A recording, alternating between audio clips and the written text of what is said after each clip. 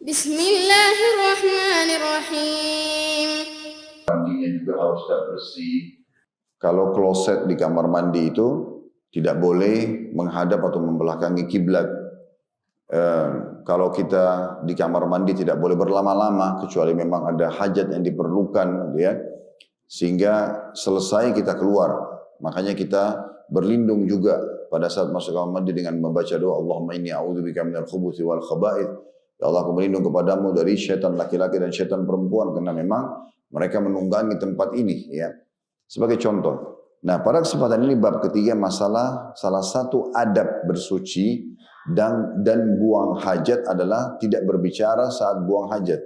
Maksudnya berbicara antara dua orang, gitu ya. Kecuali darurat sekali. Seperti contoh misalnya ada WC, maaf ini, karena ini memang contohnya harus begitu. WC berdekat-dekatan kayak misalnya seperti di mall misalnya, ya, contohnya. Atau di WC-WC umum biasa, di rest area, itu biasanya berdekat-dekatan, ya. Nah, tidak boleh orang yang lagi duduk situ terus ngobrol satu sama yang lain seperti dia ngobrol selain di WC. Nah, kalau seandainya ada orang suami misalnya mengatakan pada istrinya, tolong ambilin saya handuk misalnya, atau kebetulan saja, ya, ada hal-hal yang darurat sekali penting, maka tidak masalah. Jadi mungkin masuk dalam masalah ini adalah coba kita hindari, jangan komunikasi by handphone atau via handphone kalau kita sedang ada di WC, ya. Dikhawatirkan jangan sampai masuk dalam larangan yang akan kita sebutkan hadisnya. Saya akan bacakan hadis pertama di dalam bab nomor 3 kitab Tahara ini, ancaman berbicara saat buang hajat. Dengan sanad sahih di ghairihi, menjadi sahih karena dikuatkan dengan riwayat-riwayat lain, dan ini urutan 155 dari awal kita belajar, berbunyi dari Abu Sa'id Al-Khudri radhiyallahu anhu bahwa Nabi SAW bersabda, la yatanajathani ala ghaitihima yanzuru kullu wahidin minhuma ila awrati sahibihi fa inna Allaha yamkutu ala dhalik. Janganlah, kata Nabi SAW, janganlah dua orang saling berbisik atau berbicara saat buang hajat mereka. Masing-masing dari keduanya melihat kepala aurat temannya, karena Allah memurkai hal itu. Diriwayatkan oleh Abu Daud, Ibnu Majah, dan lafadznya adalah miliknya Ibnu Majah. Ibnu Khuzaimah juga menyebutkan dalam sahihnya, dan lafadznya seperti lafadz Abu Daud. Dia berkata, aku mendengarkan Rasulullah SAW bersabda, la yakhruju rajulani yadribani al-ghaita kashifaini an awratihima yatahaddathan, fa inna Allah yamkutu ala dhalik. Janganlah dua orang laki-laki keluar mendatangi tempat buang hajat dalam keadaan membuka aurat mereka berdua dan saling berbincang, karena Allah memurkai hal tersebut. Semuanya meriwayatkan dari riwayat Hilal bin Iyad, dari Iyad bin Hilal, dari Abu Sa'id Al-Khudri. Iyad adalah rawi di mana As-Sahih, As-Sunan meriwayatkan untuknya dan tidak mengetahui apakah dia rawi adil atau terkena kritik. Jadi dia termasuk rawi-rawi yang majhul atau belum terlalu banyak dikenal. Kita ada diucapkan juga, bagi yang pegang bukunya tentu bisa dilihat ucapannya, yadribanil ghaid. Abu Umar berkata, teman Tha'lab berkata, dikatakan darabtul ard, jika aku mendatangi tempat buang hajat. Darabtu fil ard, atau jika aku bepergian. Hadis juga yang mirip dengan ini, hadis nomor 2 dalam bab kita, karena dalam bab hadis ini kitab ini cuma ada 2 hadis. Nanti baru kita masuk ke syarah atau penjelasan, yaitu hadis nomor 2 dengan sanad sahih di ghairihi, menjadi sahih karena dikuatkan riwayat-riwayat, dan ini urutan 156 dari awal belajar.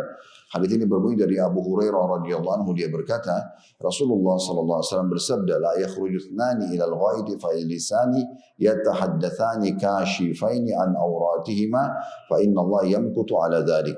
Janganlah dua orang keluar untuk buang hajat, lalu keduanya duduk sambil berbincang dan membuka aurat mereka, karena Allah memurkai hal tersebut. Diriwayatkan oleh Tabarani dalam Mu'jamil Awsat dengan sanad layyin atau lemah. Namun setelah menelusuri jalur-jalur hadis ini, Syekh Albani rahimahullah yang menelusuri buku Al-Mundhiri ini, rahimahumullah semuanya sudah menemukan hadis ini bisa sampai pada derajat sahih karena banyak penguatan-penguatannya. Baik, dari hadis ini kita ambil pelajaran Bapak Ibu sekalian. Yang pertama, adanya larangan untuk berbicara dua orang yang sedang buang hajat. Dan ini larangan sifatnya umum, ya. Sifatnya umum, artinya berbicara yang tidak ada hajatnya atau berbicara seakan-akan di luar tempat hajat tersebut. Kayak orang ngobrol kalau ketemu depan masjid, atau orang ngobrol masalah pekerjaan, atau yang lain-lainnya. Sehingga dia berlama-lama di WC itu. Sementara tempat seperti WC kita hanya buang hajat kita. Kemudian kita meninggalkannya. Tentu kalau ada darurat seperti kami bahasakan contoh-contohnya di awal pembukaan kita tidak masalah. Pelajaran yang kedua adalah tidak bolehnya dua orang saling melihat aurat kalau bukan suami istri. Tidak boleh sama sekali. Saya melihat ini sering terjadi ya. Maaf, mungkin saya perlu kasih contoh di teman-teman kita, buru-buru bangunan misalnya. Di saat mereka selesai bekerja hari itu, maka mereka mandi biasanya rame-rame, bahkan dengan membuka auratnya. Ini pernah satu sering terjadi gitu ya. Atau mungkin orang ada di perkampungan, biasanya dianggap tidak, itu bukan pelanggaran. Sehingga mereka mandi sambil saling terbuka auratnya. Dan dianggap itu biasa, karena temannya misalnya. Ini sesama jenis, gitu kan? Ini tidak dibolehkan, ini diharamkan dalam Islam karena melihat aurat orang lain tidak boleh. Batasan aurat laki-laki dari perutnya, pusatnya sampai ke lututnya. Selebihnya nggak boleh dibuka tentunya.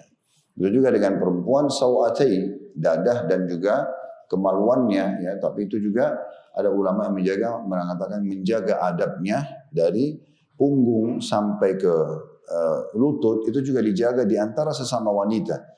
Sehingga tidak mudah mereka saling buka-membuka ya. Ini biasanya buka-membuka aurat ini dianggap remeh. Seperti wanita banyak pergi luluran di sebuah tempat. Padahal dia bisa luluran sendiri contohnya. Sehingga auratnya dilihat walaupun sesama jenisnya.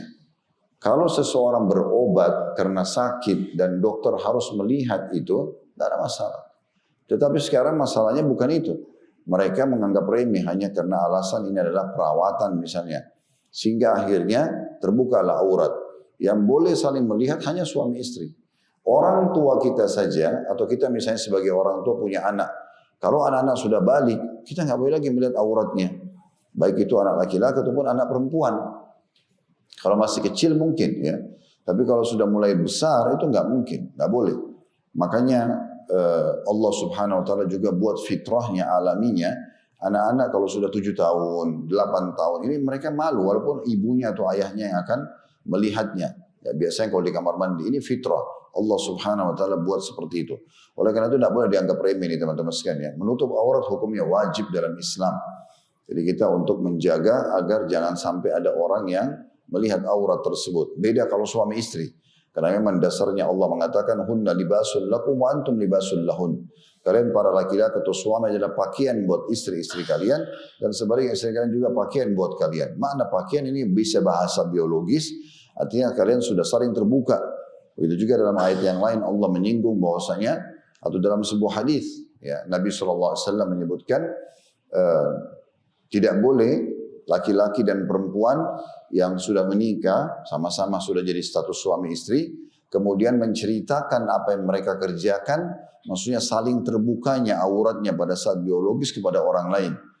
Maka Asma binti Yazid radhiyallahu anha, seorang wanita mulia di Madinah mengatakan, ya Rasulullah, sesungguhnya penduduk Madinah melakukan itu. Penduduk Madinah melakukan itu.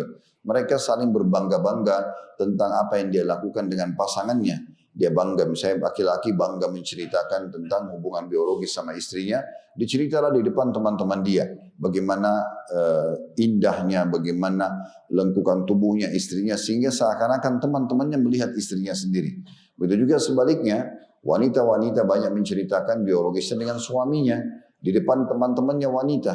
Maka kata Nabi SAW, jangan kalian lakukan itu karena perumpamaan itu adalah seperti syaitan laki-laki ketemu dengan syaitan perempuan di jalanan. Lalu mereka melakukan interaksi biologis dan semua orang melihatnya. Di dalam riwayat yang lain sahih kata Nabi SAW, sesungguhnya orang yang paling buruk kedudukannya di sisi Allah Subhanahu Wa Taala hari kiamat adalah orang yang atau dua orang suami istri sudah saling terbuka kemudian mereka menceritakan tentang hubungannya tersebut. Jadi kalaupun ada orang yang boleh terbuka auratnya tetap tidak boleh diceritakan. Ini sering kami ingatkan di dalam pengajian-pengajian untuk hati-hati. Kalau Anda menceritakan, bapak-bapak sekalian di sini, mohon maaf, mudah-mudahan di sini tidak ada, menceritakan tentang dahsyatnya dan indahnya biologis dengan istri Anda. Anda cerita di depan 5 orang teman-teman Anda. Maka efeknya mereka kalau mengetahui itu sangat membuka pintu syaitan untuk menggoda istri Anda. Apalagi di saat mereka tidak temukan istri mereka seperti itu. Banyak kasus-kasus perselingkuhan rumah tangga terjadi karena sang suami tidak sadar istrinya diganggu oleh teman-temannya karena dia cerita tentang lengkukan badan istrinya, warna kulitnya, goyangannya dan segala macam. Padahal ini semua dilarang dalam agama Islam, termasuk dosa besar untuk menceritakan ini. Sudah pernah kami singgung di kajian Al-Kabair.